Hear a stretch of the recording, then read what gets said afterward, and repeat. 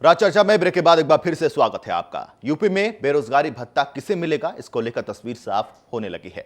रोजगार एवं सेवा योजना निदेशालय ने 35 से 45 साल की उम्र को भत्ता देने का प्रस्ताव शासन के पास भेजा है।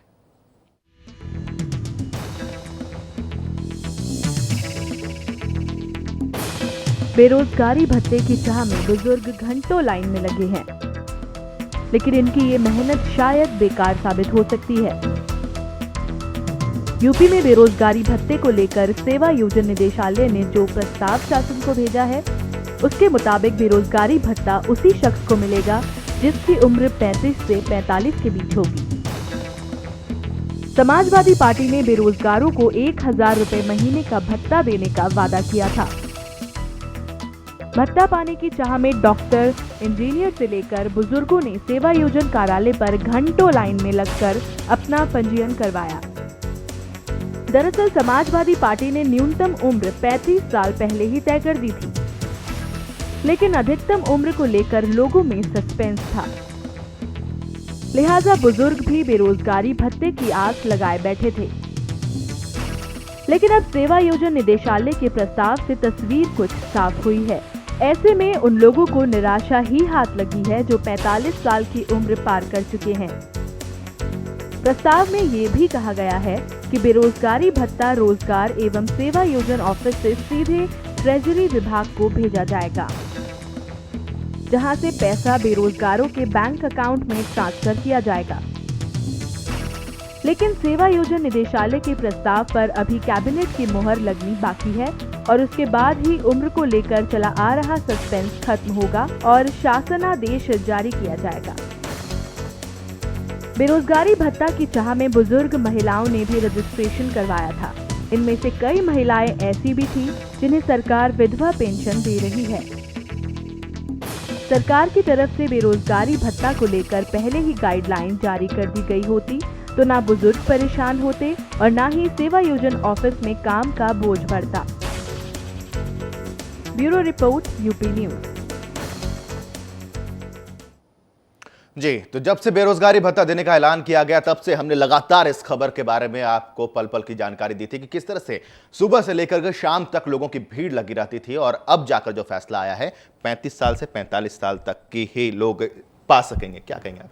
देखिए, मेरे ख्याल से ना तो ये छात्रों के लिए है और ना ही ये कोई पेंशन प्लान है। जी, अगर व्यक्तिगत मेरी राय मानी जाए जी, तो मेरे हिसाब से ये 25 से शुरू होना चाहिए था। जी, ये वो समय होता है जब एक लड़का ग्रेजुएशन कर चुका होता है या पोस्ट ग्रेजुएशन कर चुका होता है, उसको नौकरी की जरूरत होती है, तलाश होती है। उस समय उसको फॉर्म खरीदने के लिए पैसे चाहिए होते हैं, किताबों के लिए चाहिए होते हैं, कॉपी के लिए चाहिए, तमाम चीजों के लिए चाहिए होते हैं। वो दौर होता है तैयारी का, जिसको आप छात्र कहते हैं, छात्रवृत्ति कहते हैं, वो दौर होता है। लेकिन जहां आप एक सर्टेन एज लिमिट क्रॉस कर लेते हैं, जहां आपके लिए सरकारी नौकरी या फिर प्राइवेट नौकरी, उसके दरवाजे कमोबेश बंद हो जाते हैं, उस समय उस भत्ते का आप क्या करेंगे? ये जीवन यापन भत्ता मुझे ज्यादा लग रहा है, ना कि छात्रवृत्ति से मैं इसको जोड़ के देखना। जी, जी। राहुल जी, आप कुछ कहना चाहेंगे इस पूरे मुद्दे पर? देखिए, मैं तो यही कहना चाहूंगा कि एक अच्छी नीति थी जी, लेकिन उसके पे नियत साफ नहीं रही। जी, कहीं ना कहीं एक युवा मुख्यमंत्री से इस प्रदेश के युवाओं को बहुत उम्मीद थी और जिस तरीके से विवेक जी ने कहा कि जिस तरीके से कहा गया था कि ये बेरोजगार भत्ता है, कहीं ना कहीं 25 साल की आयु वर्ष के नौजवानों को ये भत्ता दिया जाना था। जी। लेकिन उत्तर प्रदेश का खजाना बिल्कुल खाली है। 5 साल प्रदेश चलाना है, मुख्यमंत्री के ऊपर भार है और कहीं ना कहीं वायदे इतने खुलकर किए गए थे कि कहीं ना कहीं अब वायदों को भी पूरा करना है।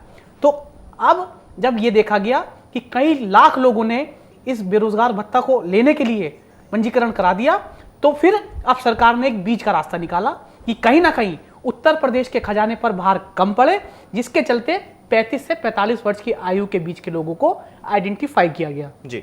लेकिन जिस तरीके से विवेक जी ने कहा कि ये बेरोजगारी भत्ता कम, जीवन यापन भत्ता ज्यादा लग रहा है। जी, बहुत ही संक्षेप में विवेक जी आपसे जानना चाहूंगा कि मैं क्या इससे आक्रोश या गुस्सा? देखिए, हम पहले भी यहाँ पर बैठ के इस बात को कह चुके हैं कि क्योंकि आपने क्लियर कट पॉलिसी नहीं बनाई थी, आप देख रहे हैं आज महिलाएं भी हैं, लड़कियां भी हैं, लोग मतलब बड़ी उम्र के लोग भी हैं, जो 50 के ऊपर है वो भी हैं, 60 के आसपास पहुंच गए वो भी हैं, डॉक्टर्स भी हैं, इंजीनियर्स, तमाम लोग यहाँ पहुंच रहे हैं, घंटों घंटों लाइन में लग रहे हैं। उस दिन उनका काम नहीं हो रहा, अगले दिन आ रहे हैं।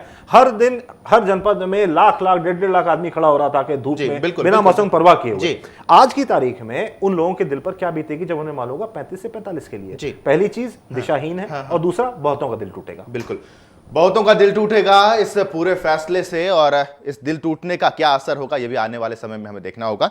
विवेक जी, वक्त निकाला आपने, बहुत बहुत शुक्रिया। राहुल जी, आपका भी बहुत बहुत शुक्रिया। और हमारे साथ लखनऊ से आशीष सिंह जी जुड़े हुए थे। आशीष जी, बहुत बहुत शुक्रिया आपका। तो आज की रात चर्चा में बस इतना ही। कल फिर से एक ज्वलंत और जीवंत मुद्दे के साथ रात चर्चा में फिर से आपसे मुलाकात करेंगे। तब तक ले दीजिए इजाजत। नमस्कार।